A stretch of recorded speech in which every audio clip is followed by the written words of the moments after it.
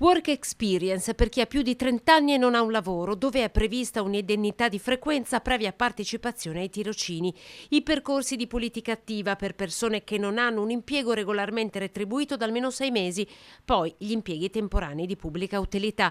Sono decine gli strumenti che la Regione del Veneto, attraverso il Fondo Sociale Europeo, mette a disposizione di chi non ha un lavoro. Bisogna però, spiega il direttore di Veneto Lavoro, Tiziano Barone, sapere dove cercare.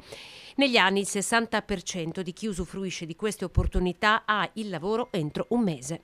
Poter fare un corso di formazione con semplicità, utilizzando gli strumenti anche di agevolazione, questa è una cosa ormai come dire scontata. Il sistema nella nostra regione consente a più di 70.000 persone ogni anno di fare attività di formazione attraverso percorsi finanziati dai fondi europei.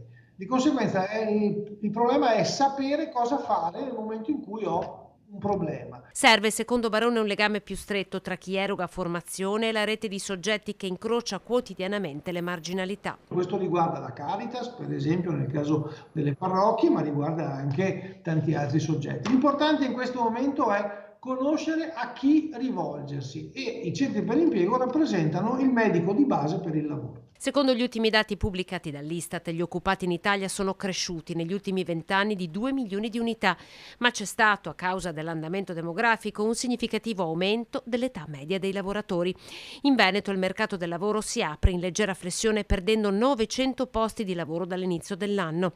Saldo negativo che non replica però per ora i dati funesti del 2021. Nemmeno la crisi del manifatturiero e dell'automotive hanno frenato l'occupazione, lo dicono i dati. A non essere rinnovati sono soprattutto i contratti stagionali.